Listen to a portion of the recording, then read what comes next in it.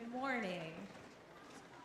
I'm Mary Kay Toy, and along with Maina McCabe, I am co-coordinators for this church's partnership with two churches in Kosovo, the Sureka Church and the Pristina Nazarene Church. I wanted to tell you briefly about three things that we did in this past year to live missionally and really show God's love. First, Pastor Bev was able to read a missionary book that was written by Tiana Sundberg about Pastor Salim. He's the pastor of the Sureka Church. And our kids were able to participate in a Skype call with him and do a question and answer session, which actually resulted in a huge amount of sweet corn being donated to their greenhouse project. Then last July, we were able to bring Pastor Salim, you're seeing pictures of that, Pastor Salim and his family to Wollaston to visit. And they spent 2 weeks here. They met with our families, and Pastor Salim was able to preach here. And then just recently, we just got back Monday, we spent a week in Kosovo and some time in Albania with the churches. And I just want to tell you briefly what we did, and then I want to share a short story with you. You can see pictures of the greenhouse project. The church in Sureka has sponsored, through an NCM grant, has sponsored several greenhouses for families in need in the area. I think they just actually built the 9th, like Wednesday. So we were able to visit these greenhouse sites and visit these families that have received the greenhouse sites. You can see some of them were in better shape than others. We actually were able to go and bless one family that was behind. So we were able to pull weeds and get things planted. We also spent time with Sarah Tebow in her English classes, which she runs in Sureka. And at that time, Pastor Bev was able to hand deliver some letters that kids here have written. There's some pen pal letters going back and forth to the kids that are learning English there. And then we just spent a lot of time with the believers there, both in Sureka and Pristina. On Friday, we were able to travel by car, which was very interesting. The 4.5, 5 hours from Kosovo to Albania, and you're seeing the beach here. We were really suffering for Jesus, as you can see. And we participated in their retreat. Pastor Bev, along with Kayla Kish from the South Weymouth Church and Brittany Jane, were able to do the kids program for them and really allow their parents to be in the sessions and be in the ministry. And then we also had members of our church, both Matt Jane and, again, Sam Kish from South Weymouth, participate in their worship teams. So that's what we did briefly. I mean, I'm missing a ton of things. I'm hoping that we have a chance later, and I'm sure we will, to share with you about a lot of the specifics. But if I could, for a moment, just tell you how God has shown his love for me and his goodness to me through this partnership. I joined in with the partnership, it was over 2 years ago, as a last-minute joiner on the Bulgaria trip. And on that trip, we were partnering with members and believers from Kosovo to do a missionary trip. And during that time, God really just laid a groundwork for relationships with me. And there are believers in Kosovo that are not unlike us. It's just the same. We're just people, you know? And I oftentimes struggle with not feeling particularly well-gifted in certain areas that God is calling me to. And I'm here to tell you that if you just open it up for God, he's going to really equip you, and he's going to allow for relationships and ways that he's going to pour out his love. So on Tuesday of the trip, I was able to visit a home of a young woman, Leah Gashi, who is studying to be a lawyer. Interestingly enough, I'm a lawyer, and I'm a little further ahead in the journey than her. But I had been able to meet her in Bulgaria and form a relationship with her. And then through Facebook and through text messaging and email, we've been able to keep in touch. And she always said, you have to come to Kosovo, you have to visit my sheep farm, you have to visit the family. And on Tuesday, I got a chance to do that. And I got to meet her mother, and I got to meet her sister.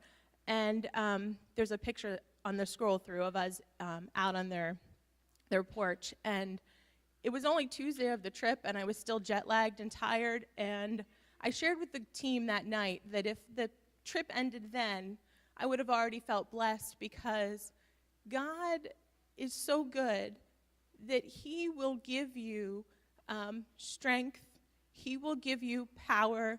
He will help you form these relationships that just bless you and show you his love. I already feel blessed beyond measure, and this partnership has really been a way where we can connect with believers, see that we're not that different, encourage and be encouraged, and it's just been a phenomenal way for me to feel God's love for me. And then I'm hoping, and I know through my team, through our team, that we were able to show God's love. So please, if you ever have any interest in the partnership, please come see us. We were able this time to bring, as I said, Pastor Bev, Merritt Mann. We were able to bring Harriet Simons, and then some new people, Sam Monkern. You may have seen him in one or two of the pictures. He's good with the selfies. And we were able to bring the Janes. It was just an amazing trip, and we really would love to have more people involved.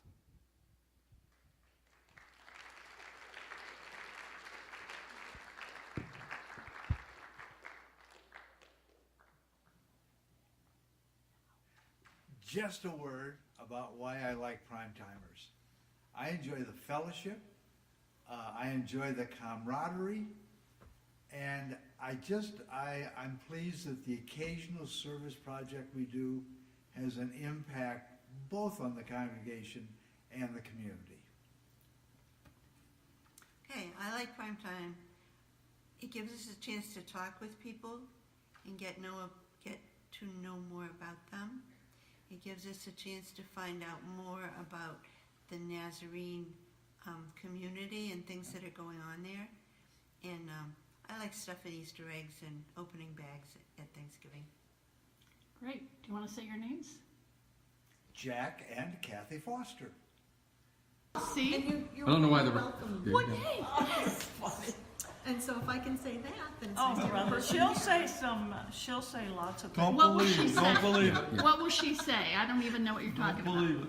I would say that I love the Prime Timers because they love me. I feel happy here, they bring me joy, and I feel grace, and I just think they're a wonderful group of people. They make me happy. And she likes our cooking. I like your cooking, I like your jokes, I like your stories, I like the fact that you like me. We're all in prime time. That's right, we're all in prime time. Say that again, Charlie. Prime time. Should be sunset. Big prime. The thing that I really like about prime time is when we get older, we can't be as active in church and doing a lot of things that we used to do, but we still need fellowship, and we need a place of service, and we can find things to do as older people and be of value to the kingdom of Christ. And just tell you how I see God working in my life through prime time, and that is when I feel insecure, God always reassures me that he will never leave me and never forsake me. So it's constant. I see God is faithful every day. Thank you.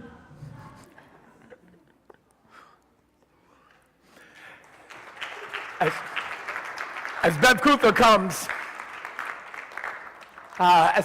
comes to share at the opposite end of the spectrum, age-wise, in our kids' ministry, if you were watching that video, there were some parts in there that were great, right? I mean, thinking about who we are as a church and the opportunity that we have. Young people, a while ago, we ended a sermon playing a song by India Ari, and the song simply just says, if young people would talk with old people, we would be a better people all around. If black people would talk to white people, if Republicans would talk to Democrats, we would be a more diplomatic, deeper, richer people. When older people take videos of themselves, see the camera go sideways? Young people, we need you. We need you. When I was a kid, I never thought that older people felt insecure about anything. And it's remarkable to me to hear the leader of our prime time ministry saying, when I feel insecure, this church, and then fill in the blank. That was a new thought for me a while back. This church is poised in a really cool place to watch various generations share and learn from one another. Let's maximize that this year. Let's capitalize on that. Young people, insert yourself into the lives of some people. You saw some people in that video that you go, I would hang out with that person. Then go do it. Call them and say, how are we going to hang out? Sarcastic people, you saw my father-in-law, Charlie Caldwell. He said, yeah, they call us prime time. It should be sunset. Some of you sit there and go, I should hang out with that man. Yes, you should. Give him a call. Older people, let me give you the invitation. Would you invite some younger people into your journey? Your sarcasm, your insecurities, your authentic journey. Let's watch what could happen here at Wollaston, right? Bev, lead us.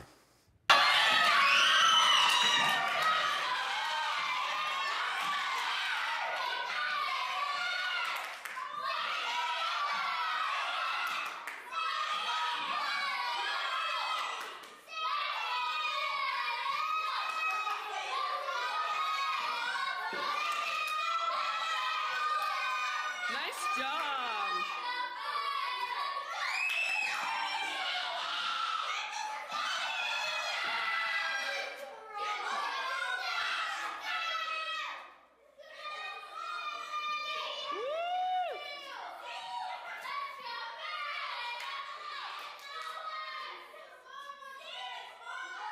Help them out. Tell them if they...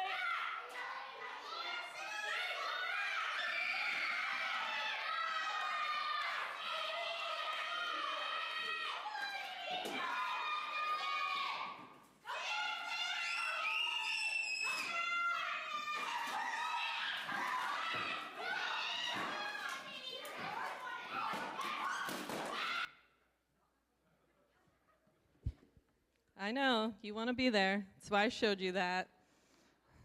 That's right. It was tape around their middle, and they were getting balloons, and then, of course, they had to pop them. Whoever brought me the most popped balloons won. So fun and friendship and laughter and kingdom discussions. This is children's ministries, and I'm pretty psyched about that, actually. I'm thankful for kids who love Jesus enthusiastically, that pray for their friends and their family and their church family. In case you didn't know that, they're pretty great at that. I pretty much firmly believe that if you need prayer, you should tell the kids because they're pretty amazing at that. I'm grateful for staff that love kids and see children's ministries as kingdom work and authentically love families and understand the hard work and heart work of parenting. I'm grateful for a church, that's you, that values and supports and loves families and outreach to our community. Our big outreaches, that's where we put in a lot of energy and time, and that's where you guys often invest and hear a lot from us. But we're constantly evaluating those things and seeing, like, how are they effective for kingdom work? How are they effective in our community and building relationships? What we know so far, after a really long time of doing these things, is that they've helped our community get to know us. They've given us a name recognition in Quincy, and our people in our neighborhood know us as kind, loving, and generous people. And they also know that we're a safe place for families with kids. I think that's pretty good, but my challenge is to see what are we doing with that, where can we go from that, and what can we build on that.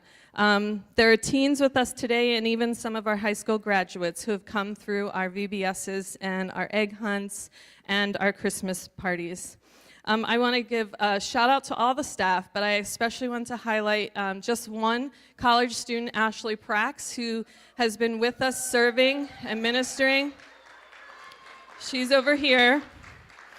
And the reason I hate to just highlight one individual, because there are so many of you that are investing weekly, many times throughout the week, but Ashley is going to intern with us this summer, and I'm pretty psyched about that. And she's a blessing to me, but she's also really amazing with our boys and girls, and I think they love her.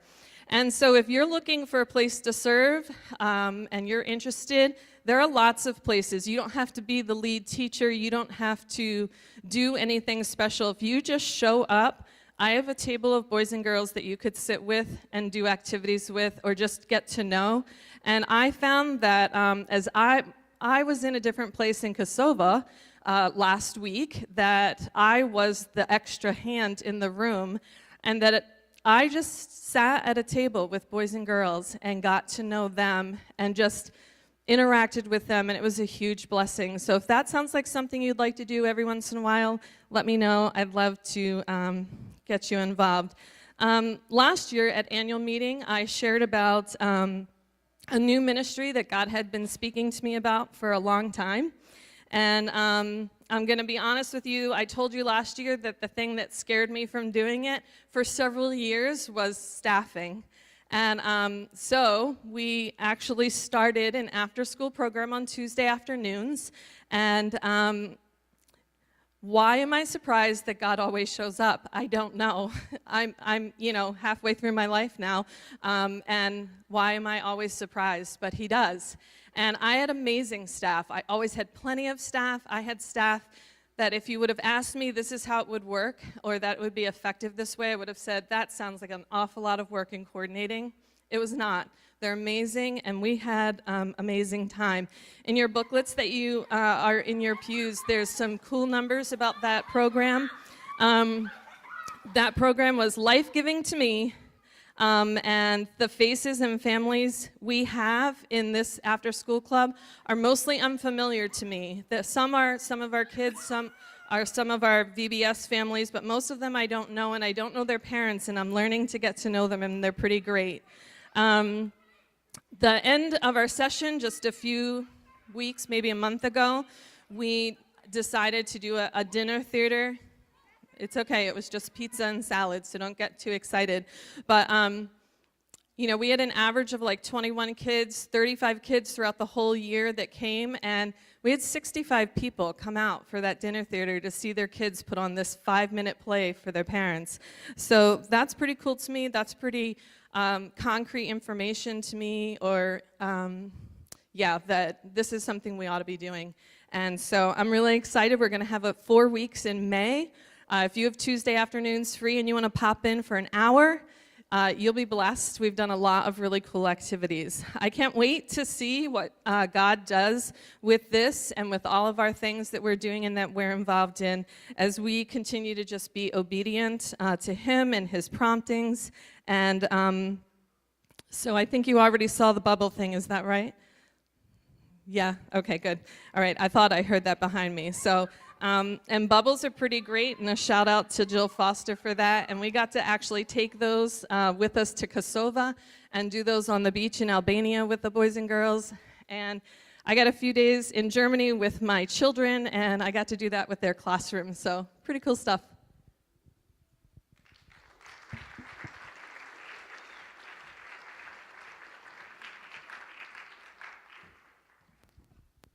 As we continue with worship, I'm going to ask the ushers if they would prepare to receive this morning's tithes and offerings.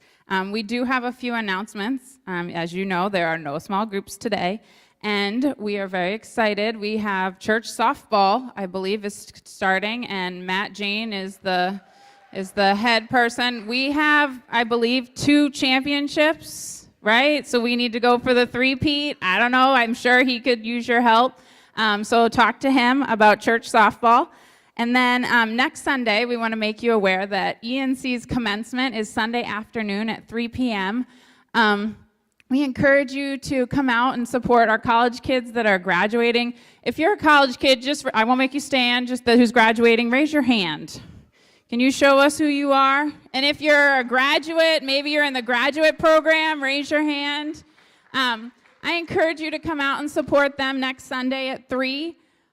There is some information that you'll need to be aware of. Next Sunday morning when you come, we do not have small groups again. It's one service, 10 a.m., and there will be, the street on Elm will be blocked off, so you'll want to make your transportation here. You want to make your path according to that. If you have you need handicapped access, that's okay. You can just pull up right to the security guard and they'll direct you as needed. Right, Floyd?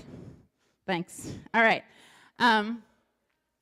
Let's pray for this morning's tithes and offerings. Dear Heavenly Father, we thank you so much for the opportunity that we get to serve you, that you would call us into service. Lord, we ask that you bless these tithes and offerings for more of your kingdom work, that it be to your glory that we do this. In Jesus' name, amen.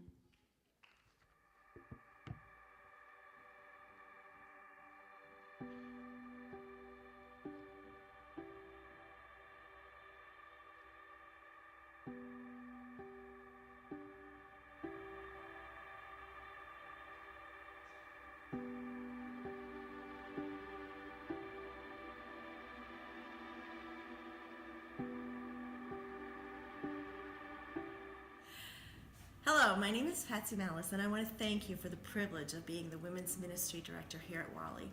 Women's Ministries has been in a winter season for several years, and the WOW Council and I are excited to be part of welcoming a season of spring with new opportunities for women to grow in their relationships with God and each other through a variety of groups and events.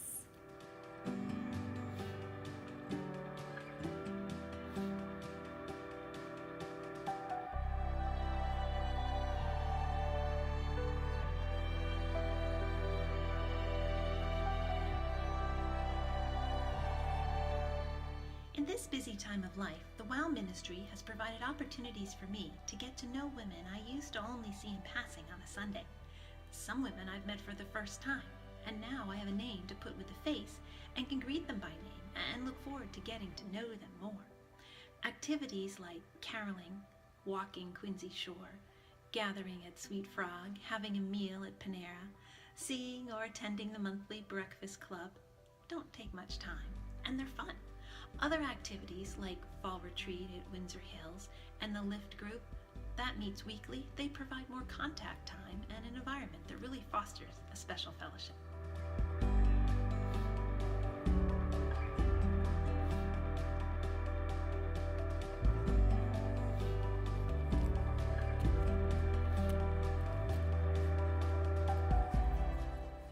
Jenny shares, God has used the women's ministry and especially Lift to keep me close to Him during the week. The support I have found here has made me feel at home, welcomed, and loved. It is through these women that God has shown me one of the many ways He cares for me. I am so thankful.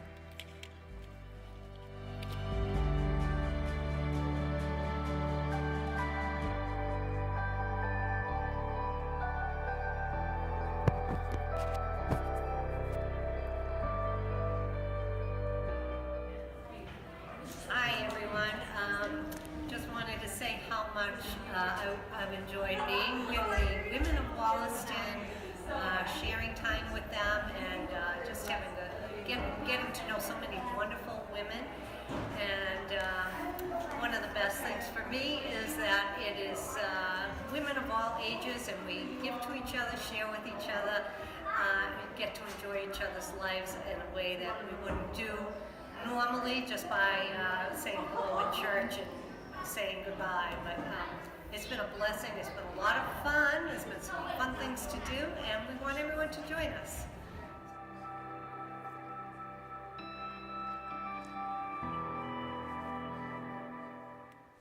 Kathleen shares, I somehow carved out time on Wednesday night to attend the Lift group. I think it's been a couple of years since I started. Caregiving, solo parenting, working, losses, cancer, it had me so isolated and alone. Then came the season of too many goodbyes. I can still barely recall it all. But I will never forget my mom addressing my realization I would be without family when she left. What about those ladies you meet with at the church?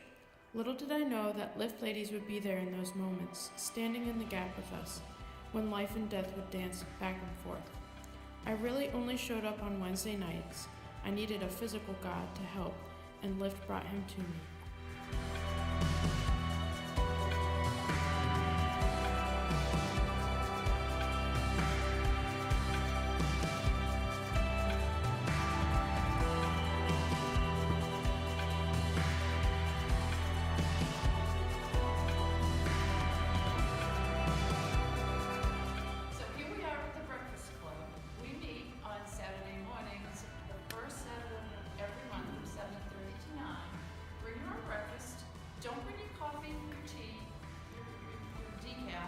chocolate. We have that for you.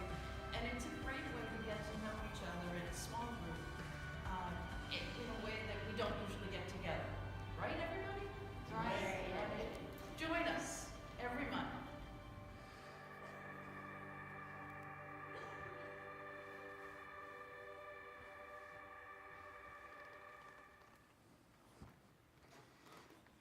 One of my favorite parts about watching this church throughout any given year is watching how generous you are, how faithful you are in giving. And as leaders, we want to be faithful in our responsibility to care for those gifts and those funds. We have been very, very fortunate and blessed to have Bill Wollaston for the past several years, who is an expert in accounting and understanding of how to be responsible with God's funds in kingdom living. He was a product of the Church of Nazarene, a mission family where he has lived both here and abroad in a life spent on the mission field and thinking about missions. And here he is at Wollaston for years and years and years, helping us be responsible. We take your trust very serious. And so Bill's going to take some time once a year. We try to look at where are we financially? What have we received? What have we dispersed out? What is the ways that the kingdom funds have been used? And we've tried hard to be really responsible. Bill, would you come and share?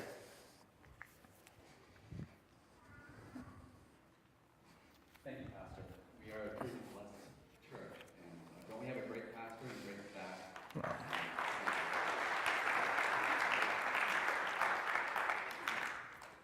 I also wanted to take this time before we get started to thank Mayor Mann for his leadership of the stewardship team. It has been an interesting year for us, and certainly value his leadership. And also to thank Vern and Vern Masterson for all their work in the church office as well. If we get started, you do have some information in your packet, but I'm going to run through some of the highlights here. So if we get started with the fiscal 2008 giving, you can see the tithes and offerings and faith promise make up the bulk of our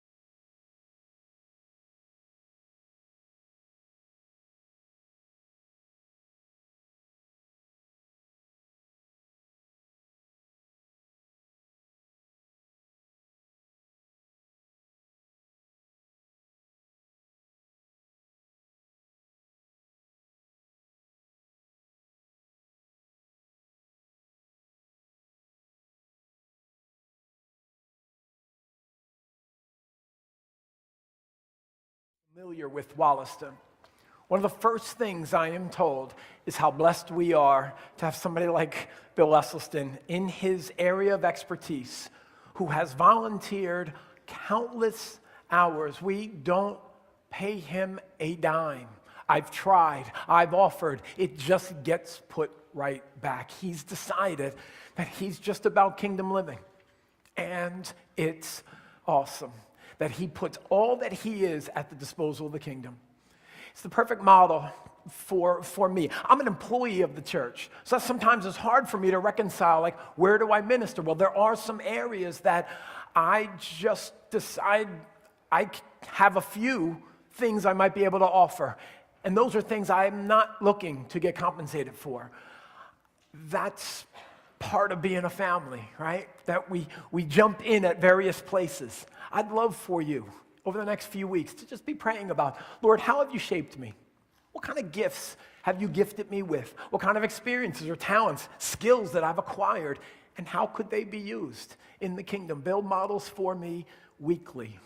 A selfless life of excellence and yet sacrifice.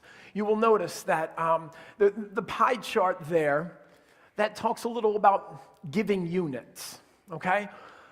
That's an exciting pie chart for this pastor because I fully recognize that each person here financially is in a very different and unique state. I also recognize that those seasons, they change all the time. 10 years ago, I might have been in a different season, in a different chapter in my financial life than I am today. 10 years from now, who knows where I'll be. Here are the numbers that get me excited. The new giving units. Over the year, did you hear the number that there were 61 new giving units here at Wollaston? People have, for the first time, made a step and said, I will start to be a regular contributor to this family. Now that should get your church fairly excited. You know the other number that gets me really excited? 100.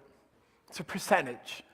It's a percentage of the regular attendees, and if you, for a portion of the year, if you consider this to be your church, my goal is that we have 100% of people giving into the family.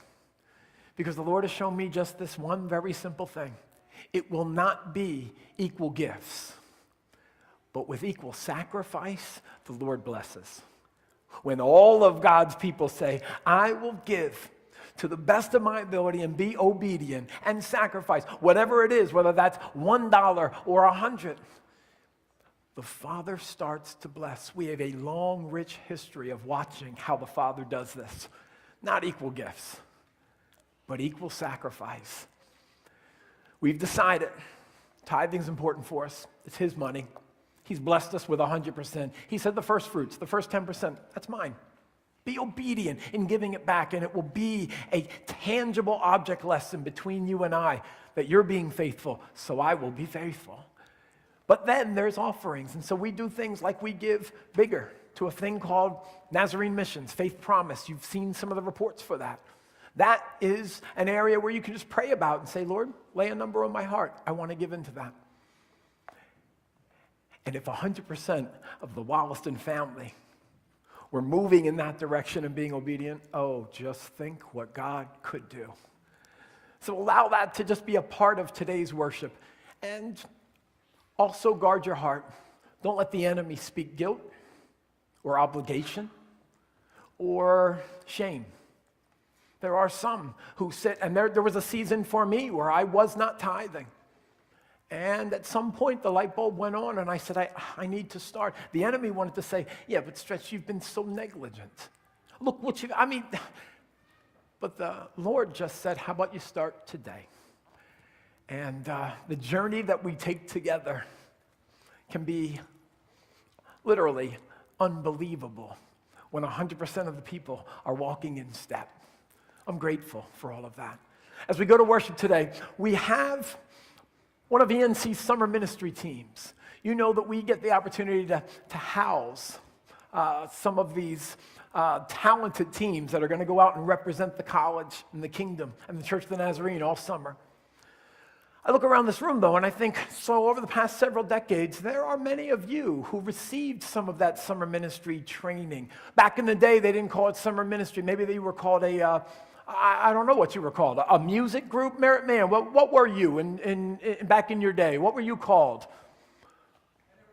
Yeah, when those groups went out, as far as like quartets and groups, what did we call those? That wasn't summer ministry, though, was it? What did we call those? Just music groups? And they would go to various churches, right? And try to remind people of Eastern Nazarene College. Did we ever send athlete groups out? I don't know if back in the day we did that. It feels like a missed opportunity because we've had some amazing athletes come through. About 10 years ago, I was in Lansdale, and we asked the athletic department to send us an athletic team because we were running a basketball camp. It was one of the best weeks I've seen in the Church of the Nazarene. Kids who were perfectly suited in their world, like Bill in his financial world, to just give away their gifts. It was awesome. I watched summer men teams over the years. Who here ever did that? Just raise your hand. Let me see who was ever part of a summer ministry team. Actually, stand up. Let me see who you are. Because Mary Kay, I remember you doing that. Megan, I remember you doing that. Key Bryant, I see you up there. Bubba, Will. Yes, Miss Esting, the Bowlingers, every Monkern who's ever walked the planet. There's 37,000 of them all around the East Coast. You're part of a rich history. Anybody ever do it at a different Christian college? There are places like Messiah and other Nazarene schools where you were a part of things in that. I'm grateful for that kind of training. And we get to kind of send them out. So today, as you worship with these young people, would you also be praying for them, that their ministry would be multiplied? Some of them are our very own, that we've seen just for years and years and years. Katie, she decided to go to college like a block from her home. She was born and raised here, and then she decided to stay here. Now we send her out. Tuan in the back there is a drummer. He's also great at communications and such an interesting member of our church family. Jordan's, Mr. Reed up here, he's got a Nazarene pedigree. His home pastor is Mike Schutz. Anybody remember Mike Schutz? He's down in the Avon Grove, West Grove area of Pennsylvania, the mushroom capital of the world. That's where Jordan resides. Ask him one day about his family. He is the oldest of 11 children. How many of them adopted? 7 of them are adopted from China and various places from around the world. Jordan has lived a very interesting life. Get to know all these places. What's that? Oh, you know what? He's so good at what he does. He's like Michael Jordan to me. You know what I mean? Like the best of what we have. I'd much rather call him Jordan. Justin is just pedestrian. You know what I mean?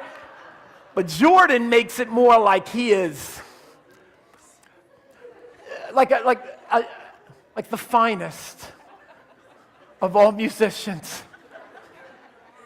You see up front here, Jasmine. Jasmine Vigo is from the Metro New York district. She's from our Metro New York district, and for a while, Metro New York NYI wasn't having a teen camp. They just weren't doing that ministry, and her youth pastor called and said, hey, could we come to the Philadelphia teen camp? And we said, sure, absolutely. I met Jasmine when she was about 12, and watching her grow up into this beautiful woman of God who just always said yes to the Lord. She just continued to say, whatever you want, Lord, I'll do. And to watch her hone her skill as a worship leader and a worshiper has been really fun for me. In the back is Quinn Smith, one of a long line of many Smith boys. They represent our upstate New York district very well. There's another, at our sister school, there's another Smith boy at Trevecca right now. And the Smith family ends up here at Wollaston more than many of us who live in Wollaston. They've decided to raise up kids who want to serve the King. And it's awesome. Our keyboardist there is Max Stewart. He comes from Lansdale, Pennsylvania. I knew the youth pastor there for many years. I was that guy. And it's awesome to watch kids that come through your kids' ministry, your 5th and 6th grade program, your teen ministry, and then just so naturally say, well, Stretch, here's my ENC application. I'm going there, and I want to be used in the kingdom. From Quinn to Katie to Jordan, I'm grateful. I really am. I am grateful. I know some of your youth pastors, some of the people that have been friends of mine and support, accountability partners to me. Jay and Becky McGee and Becky Galbraith, now McGee, and she's with Mike Schutz. She's from our South Weymouth Nazarene Church, who grew up here on the New England District and got married to a kid from Philly here at ENC, and they've been ministering for 15 years in youth ministry. And they pump out kids who are the very best of what we have, the Jordans of our church. And that's the circle I get to roll in. How great is that? That's the church you're a part of. That's the church you support with funds and love and prayer. It's fun to pass on the faith, isn't it? Let's stand and worship this great God.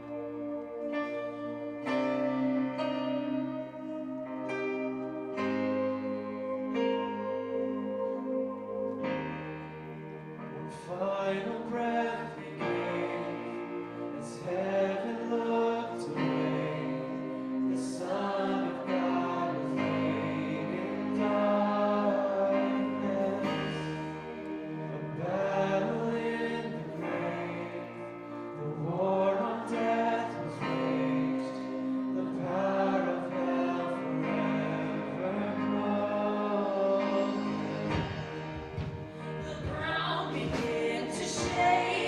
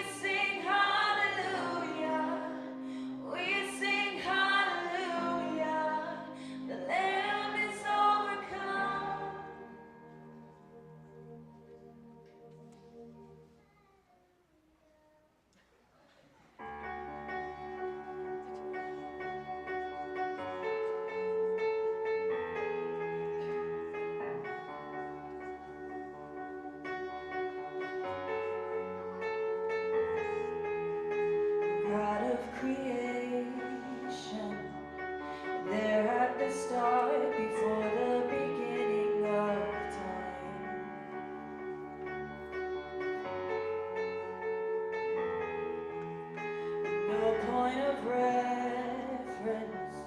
You spoke to the dark and fleshed out the wonder of life. And as you speak, 100 billion galaxies are born. In the vapor of your breath, the planet is formed. If the stars were made to worship, so will I.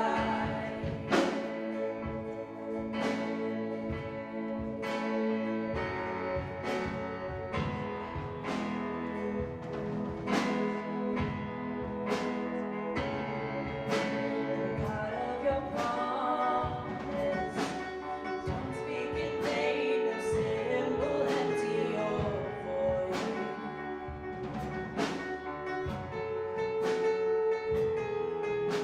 For once you have spoken, all nature and science follow the sound of your voice. And as you speak, 100 billion creatures catch your breath, evolving in pursuit of what you say. If it all reveals your nature, so will I. I can see your heart in everything you say. Every painted sky, a canvas of your grace. If creation still obeys you, so will I.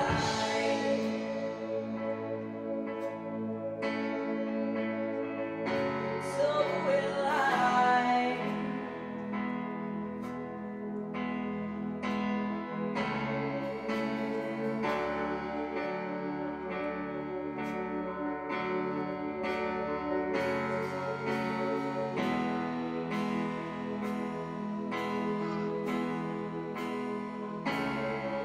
The stars were made to worship, so will I. If the mountains bow in reverence, so will I. If the oceans roar your greatness, so will I. For if everything exists to lift you high, so will I. The wind goes where you send it, so will I. If the rocks cry out in silence, so will I. If the song of all our praises still falls shy, then we'll sing again 100 million times.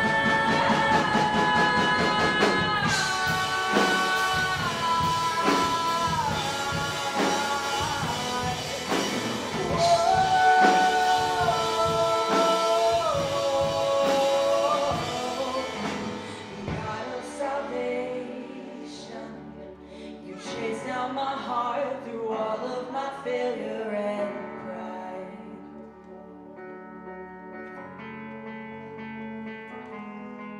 On a hill you created, the light of the world, abandoned in darkness to die. And as you speak, 100 billion failures disappear.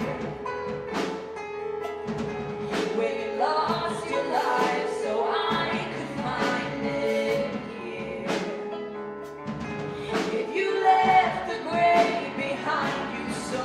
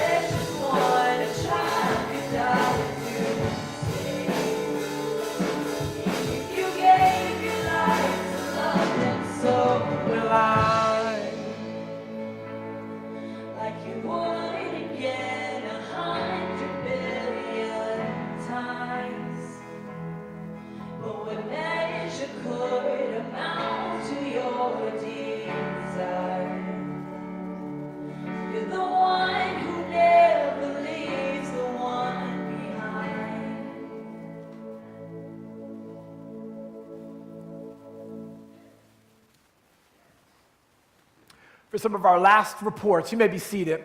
We're going to look in two areas that are very exciting to me, both missions and our youth ministry.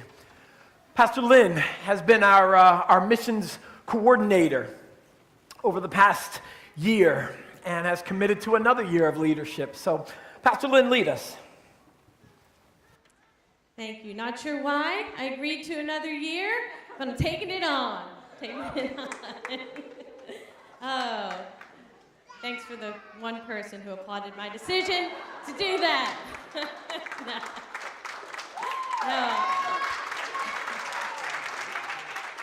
No. If you know me, you know missions is at the heart of who I am. God has planted a seed inside of me, and I want us to live as missional people.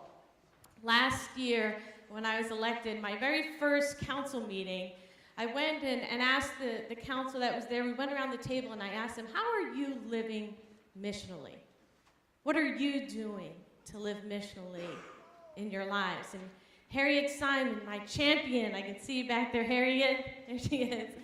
She said, well, I think if I understand you right, Lynn, I'm going to start a Bible study in my apartment complex, in my condominium. Is that what you mean? I was like, yes, Harriet, you get it. You get it. And this is what our leadership team, this is what we're hoping to do for you, to model what it means to live missionally.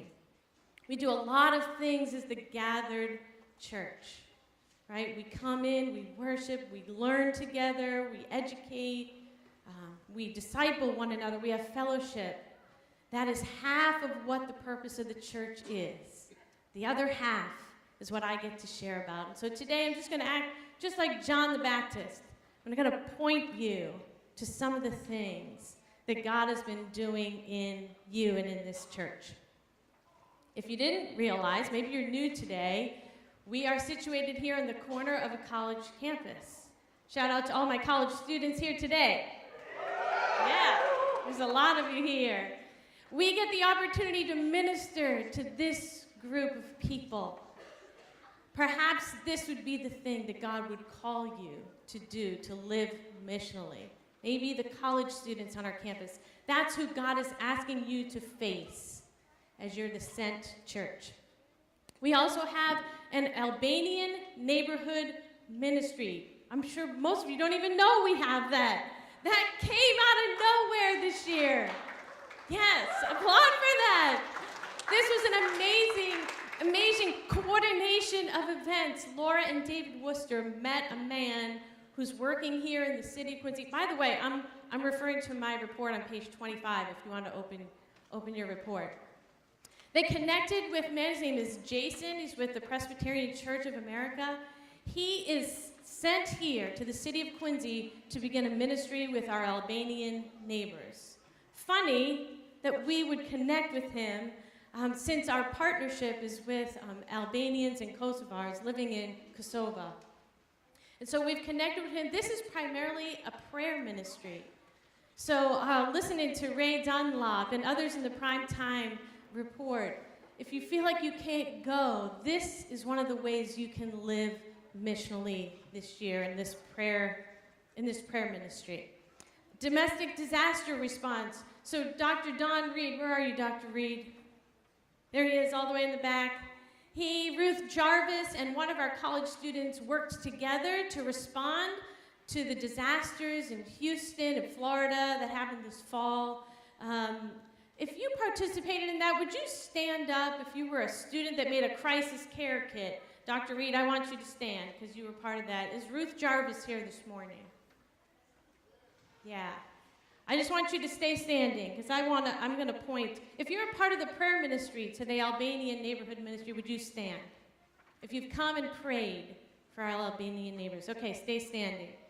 If you participated in Faith Promise, if you filled out a pledge card, if you attended a service, if you were a part of the breakfast with Dr. Rick Power, would you stand up? There you go. Stay standing.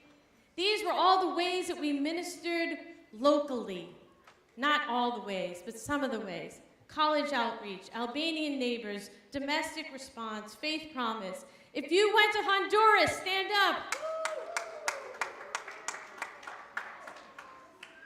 These are some of the ways we were globally involved. If you participated or led Operation Christmas Child, would you stand up?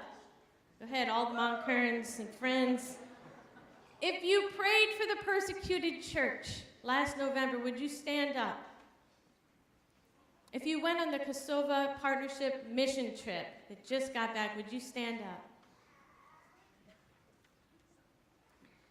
If you participated in the after-school program on Tuesday afternoons, the Easter egg hunt, the women's walking group, the men's softball team, all of you, would you stand up?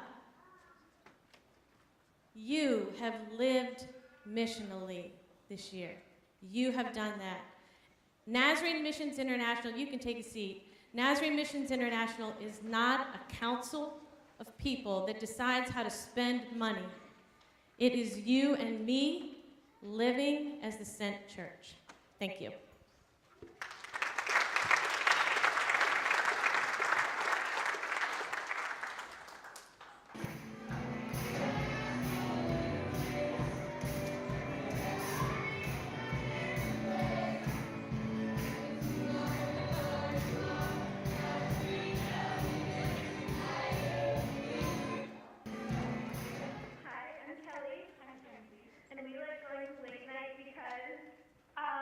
It's a nice community experience, I think.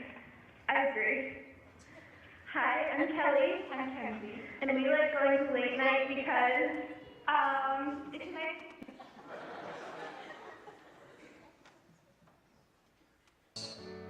In our Sunday school class, everything you want to know about Christianity.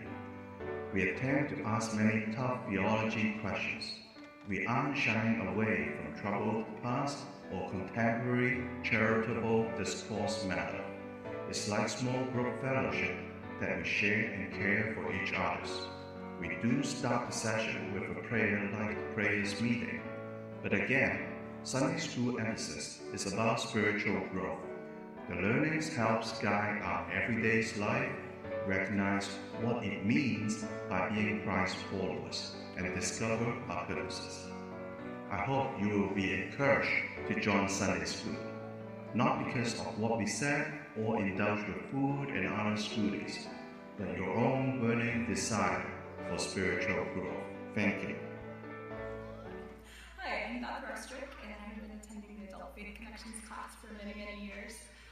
What I really like about this class is we really dig into the Word. We use a curriculum from Nazarene Publishing, and we have multiple generations, so it's just a really good time of fellowship and just learning more about the Lord.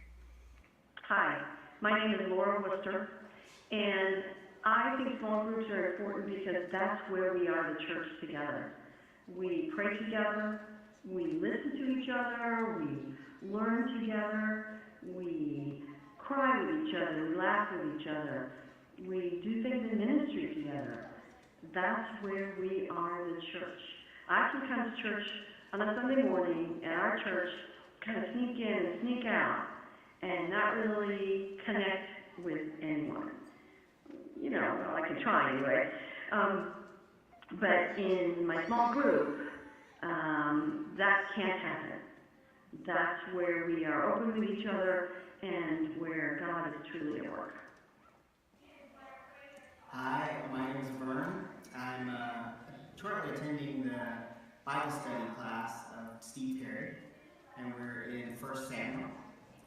I enjoy this class because it really digs into the heart of the passage at hand, and Steve Perry has a knack of bringing out some of the things you don't really tend to think about in the passage, from the passage, and brings it to life, kind of. So he adds a lot of things into it to make some of the Old Testament passages look really good. I was in the I Was Broke and Now I'm Not group. It was great to have leadership teach that. Especially liked the part about taking our paychecks and spending every dollar that we have and giving it a name. I was broke, now I'm not, and I'm fired up. I was part of the I Was Broke, Now I'm Not small group led by the one and only Derek Schmidt. What I got out of it was the importance of naming every dollar in your monthly budget. You'll learn a lot in that class, and it's very important that you get fired up. Hey everyone, this is Derek Schmidt, and I'm the Spiritual Formation Coordinator here at Wollaston. Excited to be serving the church and serving you in this role, and working with a team of people that are really trying to find the best ways for people to develop their faith. There are a lot of areas that fall under spiritual formation, but I really just want to hit on two things. The first one is to think that growing people change, and when I'm not laying in this pew, it's exciting to think about new people sitting here who are new believers, and when they have that salvation experience, then what's next for them? And as a church, it's our job to let them know about baptism, to let them know about studying, reading God's Word, to know about tithing, to know about joining the church, to talk about volunteering. So we'll look for ways to get people to understand what their next steps are. And then the other area I just want to hit on is that you can't do life alone. And I think the great model for that is Jesus himself, who was perfect, and yet he had a small group of 12 men that went with him in his ministry. And so it's very important that everyone here in church be involved in a small group that we have here on Sundays after services. And there are home groups that meet separately from that, and so we want everyone to get plugged in a small group as well. So we'll be talking more about that as we move through the summer and in preparation for next year. If you haven't been in a small group, there's still a few weeks left. Join in. There's some great topics out there, and we're just excited to see what happens in the life of the church. Now I'll take a nap.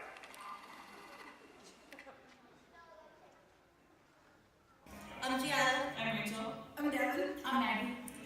Youth group has been meaningful to me because I've created a whole new family of friends, people that I feel like I can really trust. Yeah, youth group was beautiful to me because I met a lot of new friends, and I feel like it's a safe place for me on the weekends and stuff. Youth group is meaningful to me because I have a whole new support system and new friends. I have new friends, and it's like strengthened my relationship with God, and it's been a place I love to come to. This past week, I stood in my office listening to those 4 girls, all of who have stumbled onto this church by a personal invite, whose families do not attend our church. And my heart was full listening. What we do matters, our invitation matters, our prayers for our friends and for our community matters. And God is at work in this youth ministry. Last February, I heard somebody say in a service, whatever you ask of God, he'll do. Trust him.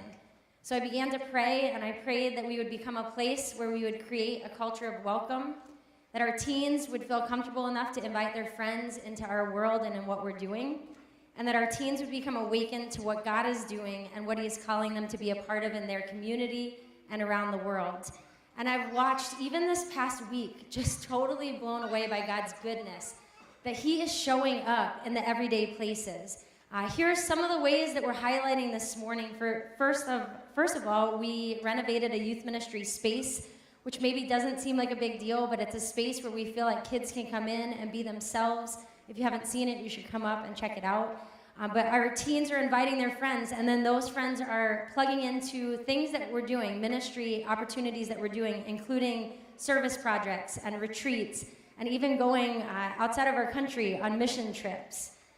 We also participated in our very first mission trip, which I know you've heard a lot about, and it was incredibly meaningful to our group. We took 19 students and 7 adults to serve in Honduras, working in orphanages, doing vacation Bible schools for over 1,200 kids, building a house, and it was life-changing. As a result of that trip, students came back and began to talk about how can I make a difference right here in my own community? How can I lead and serve in my school? And that desire led to 2 of our students, Ashley Caldwell and Will Zargis, beginning a fellowship of Christian athletes in their school.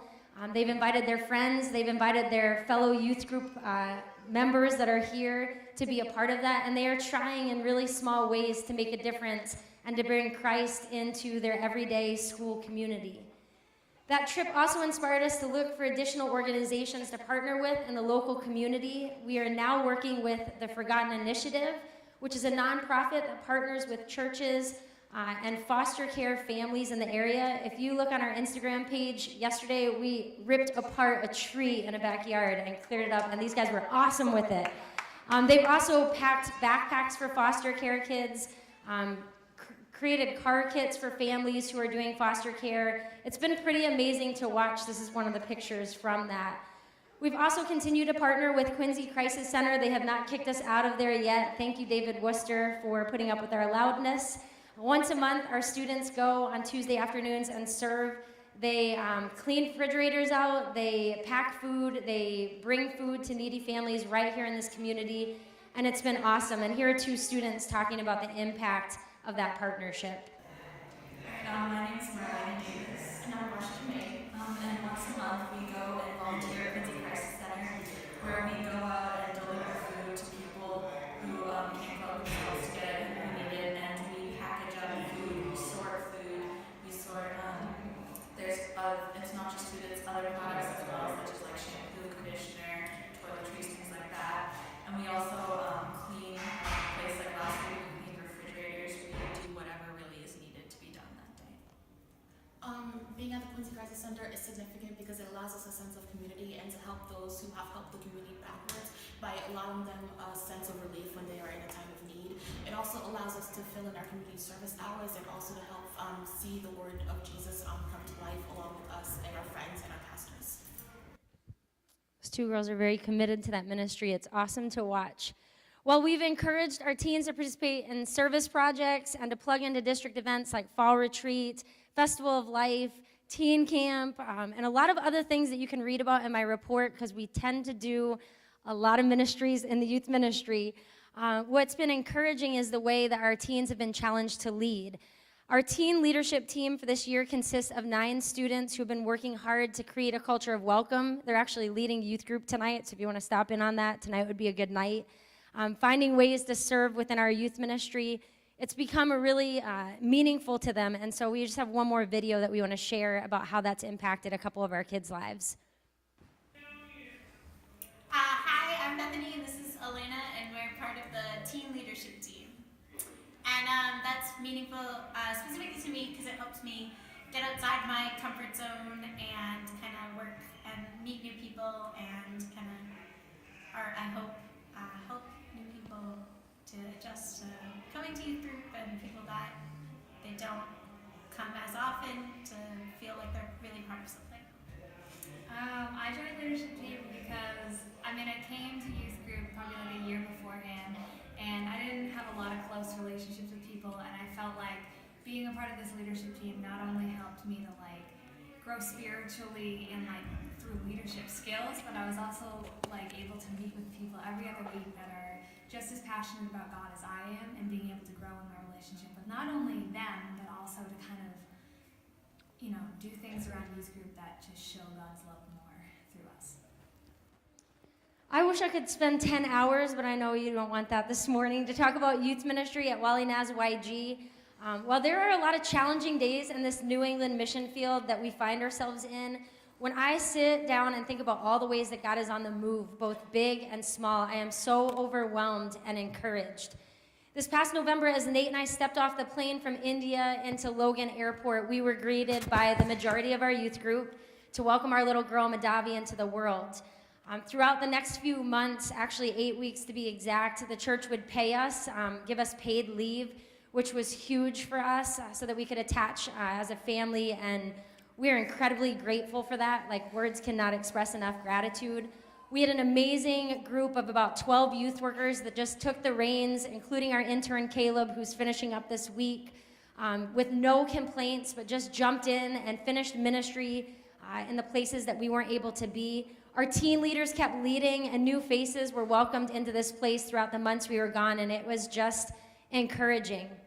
When I think back to that picture that's up there, and I'm ending with this, where about 75 people were in there to greet this little girl that they did not know, I couldn't help but imagine a youth ministry that functions the same way, and a church that functions the same way. My dream for you as teenagers this coming year is that you would begin to really live your life in Christ, completely fearless, So much so that every time a kid enters our youth ministry, that it feels a little bit like that reunion in the airport, that we would just open up our arms wide and say, we are so glad that you're finally here.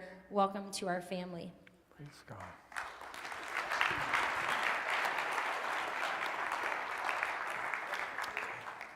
The last piece of our annual meeting, our worship and our celebration, I'd like to take in some new members here at Wollaston Church of the Nazarene. Over this past year, we've had some people transfer them. We've had some brand new Nazarenes. So if that's you, I'd love for you to come and join me up here on the stage so that we could see you and welcome you. There are Jen Holt and the Esty family, the Doan family, Dunlops have transferred in.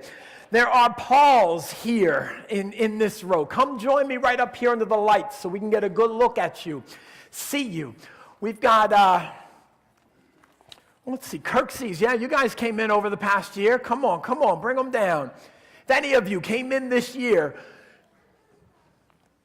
and formalized your membership, come on down.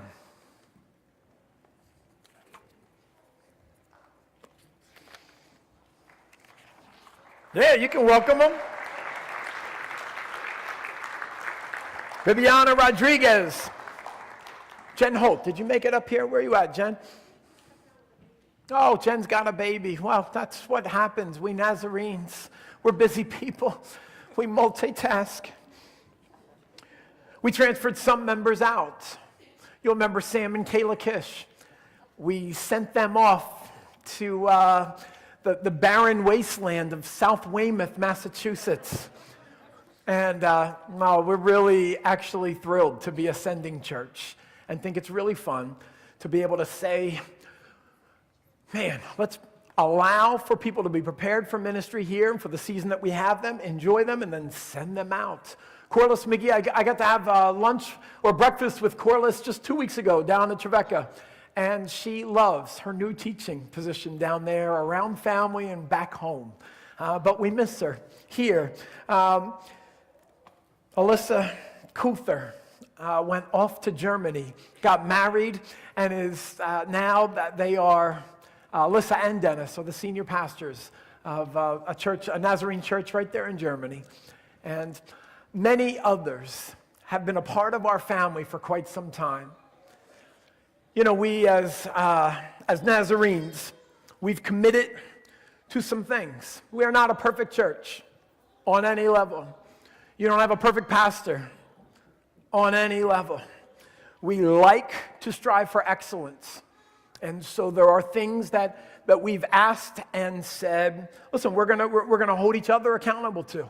And one of them is that you've committed to having received as your personal Savior, Jesus Christ, and being in agreement with the Church of the Nazarene and the strategy and structure, and that you've felt led by the Holy Spirit and in unity with the Wollaston Church family to be a part here.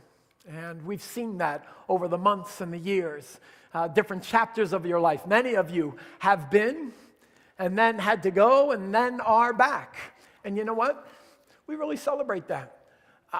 You heard Derek, our spiritual life, our spiritual formation leader, say, growing people change. That's a byproduct of growth, right? If I'm growing and allowing the Lord to mold and shape me, then things are going to change. And there are times that the Holt family are here in Quincy, and then there are times they're called away, and then there are times we get to receive them back, as the Pauls and the Dunlops and several others. We've got the Doan family that comes in from upstate New York.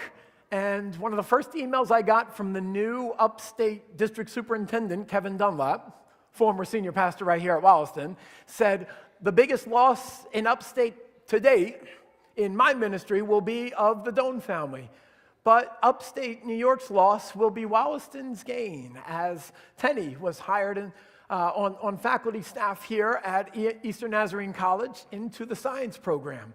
And so they come with this high recommendation of the district superintendent of upstate New York and saying, knowing Wollaston and ENC, we're really grateful the gift that they get to be. Jenny had just been given a district license in ministry out in upstate, and so she comes with a calling on her life. And we've been able to watch and pray together as God's just kind of unfolding what that calling looks like.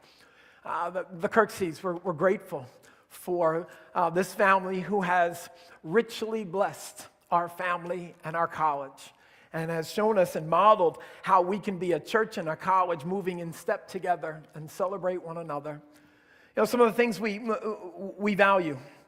They've committed to protect the unity of the church. You know, when we've been a part of various churches, you know we don't always do that perfectly in the body. But Scripture leads us very carefully and clearly in these areas. Listen to some of these scriptures that lead us in this area. So let us concentrate on the things which make for harmony and on growth of our fellowship together, Romans 15:19. Live in complete harmony with each other, each with an attitude of Christ toward each other. Now, some of us do that on Sundays and in the church family. Some of us do that 24 hours a day, living here on campus, in the campus, all around the campus, with each other. We work, we worship, we live, we joke, we eat meals, we go to school all together. And that can be a difficult task. And so we hold each other up in accountability and in prayer. You know, this week, I found myself, as your leader, having to apologize for some words that carelessly came out of my mouth. Some things that we said in late night. Near the end of the night, in a time of literally asking for prayer requests, and we were talking about how hard some things were, and I took a few words that I did not mean to use carelessly or casually, and allowed it to be a place of which could almost sound like a joke, and it wasn't really a laughing matter at all. And we here in the church, we hold each other accountable to that. I need to be careful, as all of us, to be honest and true to what Scripture's asking us to be.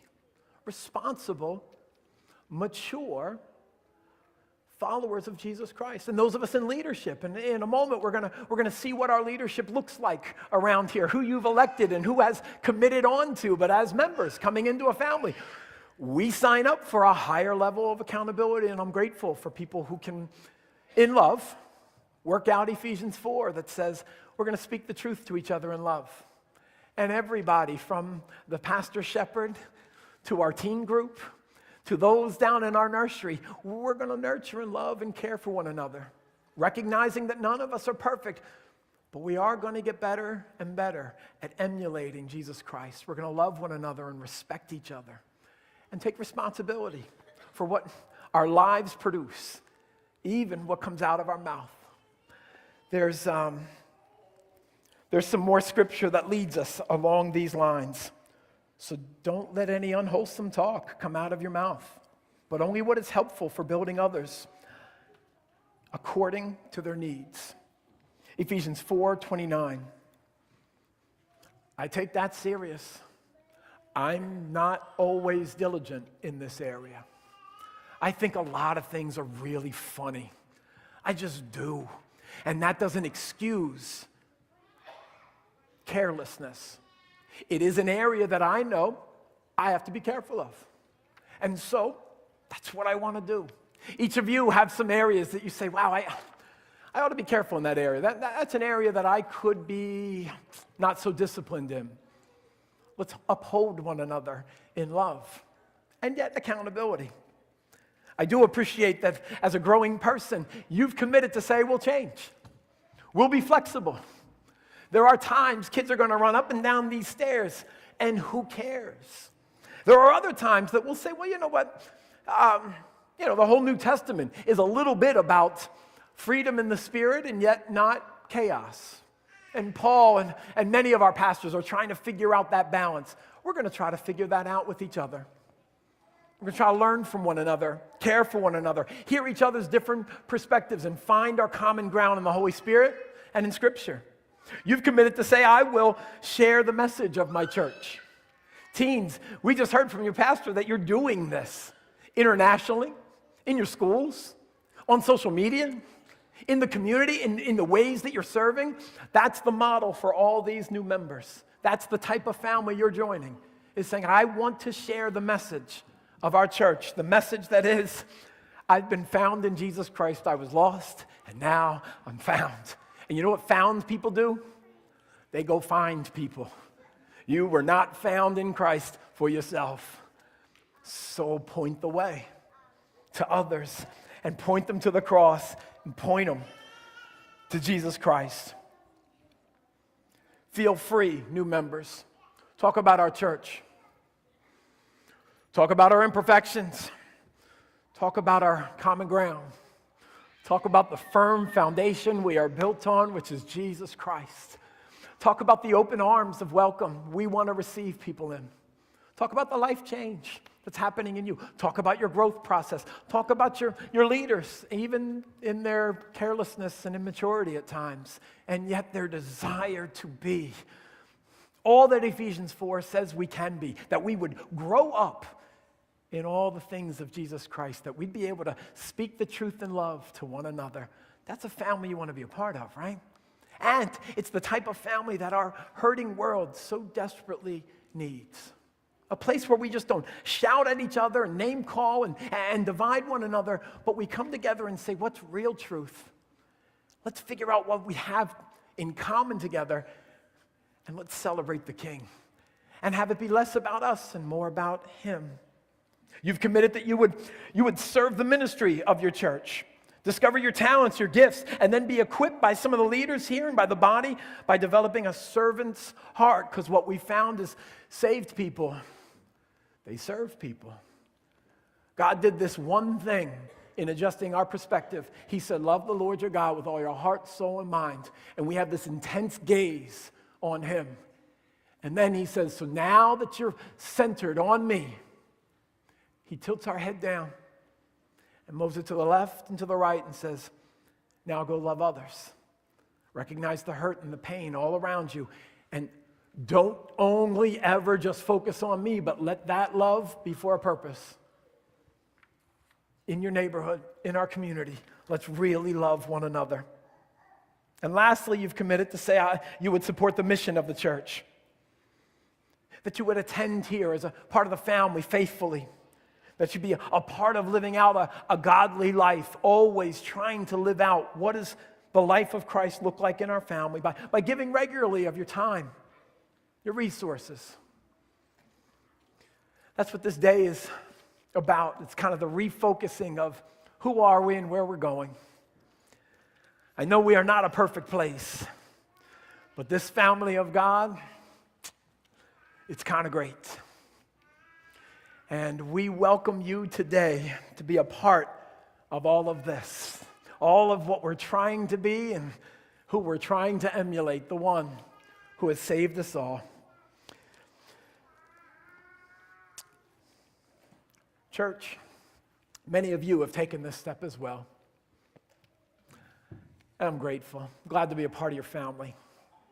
I recommit myself, our staff, our leaders, to really try to press in, obtain the heart of Christ, the sensitivity, the humility, the wisdom, the discipline, and the love of Jesus Christ. And I fervently, daily am praying that you join us. I love Sunday nights. They've become part of my favorite times. I don't know why. Last night I was telling Jill, Saturday nights get a little weird for me. I start thinking about all that's going to happen and I want things to go well.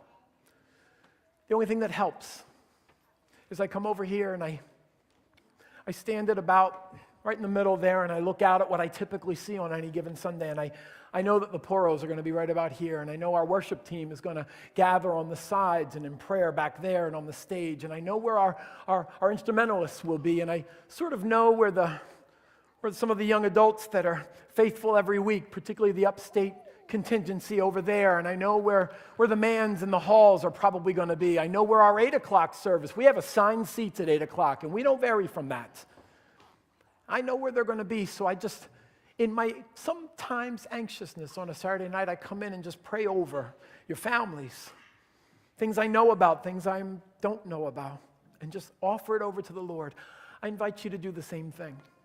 This year as a church leadership team, what we've committed to is each Sunday at 9:40, we've invited our church board and staff to come in, and while the worship team's practicing, we're just going to spend about 15 minutes in prayer, praying with expectation about what's about to happen.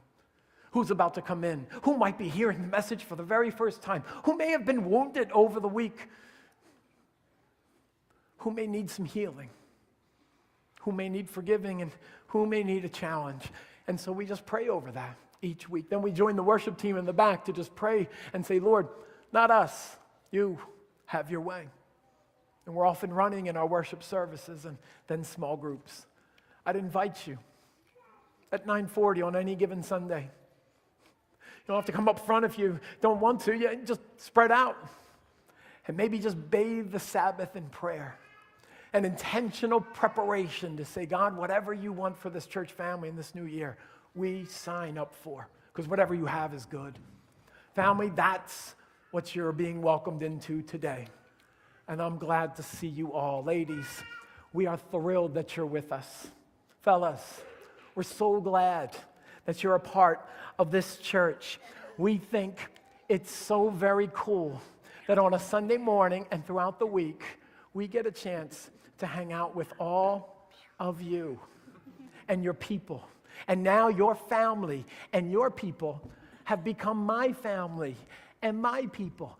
And look out there, look out here. All of these people, that's your family now. People who are going to pray for you and love you and cheer for you and care for you. Once in a while, maybe pull you aside and say, hey, let's be careful. And you'll probably at some point say thank you. That's how the family of God rolls. Aren't you glad? Stay up here for just one moment.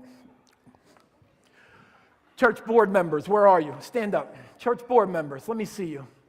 In fact, come on forward. I want you to surround these new members. These are who you've elected. The Church of Nazarene does not work on a pastor-driven leadership basis. We are congregationally driven and led. You make the decisions around here. You decide how we spend our funds and how we best make an impact for the kingdom here in the 02170, in the place where we're planted. You decide these things. So board members, go ahead up on stage. Go behind, go in front of, go around, sort of encircle those people. You'll see Robin Dean here. She's our NYI president that you elected to work alongside of the teen leadership team and our teen pastor. She's a board member then because of that seat.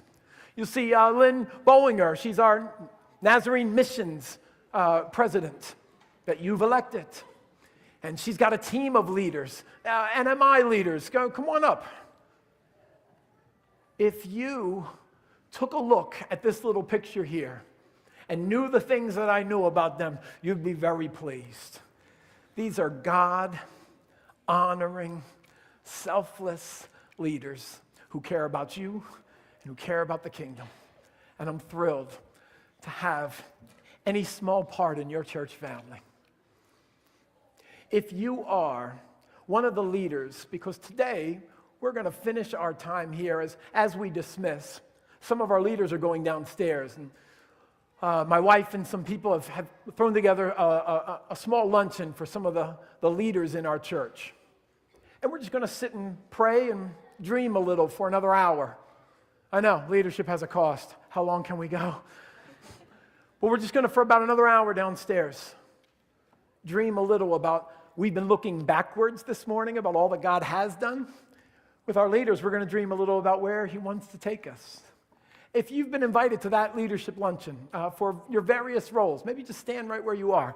Some of you who are who've been invited to that luncheon, where are you? Just stand right where you are. I see you. There are people who help us craft the liturgy and the worship. There are other people who are helping us understand things cross-culturally. Other people who are helping us in worship. Some who are helping us in teaching and leading small groups and worship times. There are staff members who are providing pastoral care. And there are others who just care deeply about who we are and what we're about. There are some who selflessly say yes to a job that they didn't want, but they obey because they've said, God, I'm willing and I'm grateful. So here's how I want to close. As we look ahead, 2018, 2019, in the city of Quincy, in the Church of the Nazarene, here on this campus, I want you to do a couple different things. I just want you to move, all right? I just want you to move. We're going to stand up, and I want you to find a spot to pray. Pray over some of these leaders who have decided to say, I'll work, I'll lead, I'll help, and pray over them. Some of you may want to come up and pray over some of the new members. You can do that. Some of you know what, Summer Men, why don't you stand right where you are? Some of you may want to just come over here. Maybe some of you Summer Men alumni would say, I know. That's a big commitment. And it's pretty exhausting. So maybe you want to pray over this group right here who's going to be in leadership this summer. Balcony, don't stay where you are. Come and join us. And let's mobilize for a minute. 5 minutes, and then we're gone. All right? Let's pray. Ready? Let's move. Quinn, nice work. Let's go. Let's go. Stand up. Decide where you're going. Find out who you're praying for. All right? Gather around somebody and say, okay, so what leadership position are you in? How can we be praying? Board, some of you guys are going to, ladies, you're going to help us. Gather in and pray over the new. Family members.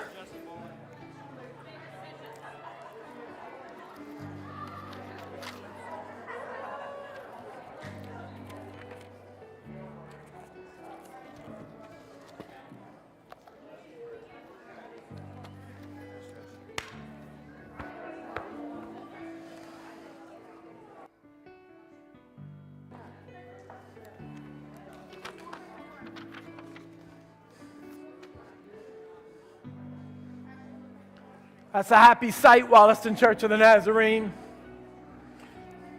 The church family gathered together in prayer. Go ahead, somebody take the lead. Several of you can be praying all at the same time. Our God is a multitasker.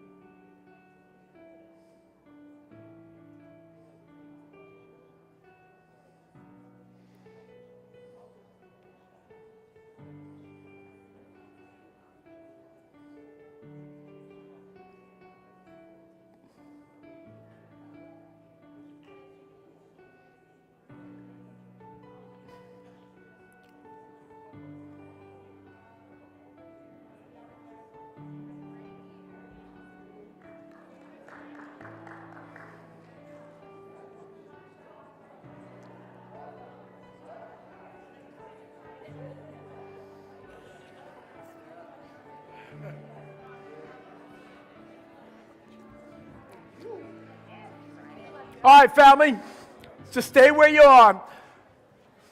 Father, everything about you is awesome. But what we may really appreciate the most is your family. Thanks for adopting us. Thanks for allowing us to be a part. Thanks for the good things you've done. All the credit and glory goes to you. Thanks for the privilege that we've gotten to participate. But Father, today begins our new year. So what do you want to do, Lord? How do you want to use us? How do you want to mature us, grow us, stretch us? What area of your life, of our life, do you want to see get more disciplined and more excellent? What are the ways that you can use our gifts, our foolishness, our incompleteness, our brokenness? Father, we'll be the clay. You are the master potter. Have your way with us here at the Wollaston Church of the Nazarene on the campus of Eastern Nazarene College. Have your way and use us. For all these leaders, we say thank you. For all these family members, we say thank you. Lead us. We will follow you. In Jesus' name we pray. And all God's people said, amen. Leaders, I'll see you downstairs for lunch. Thank you, thank you, thank you. You are loved, Wollaston Church family.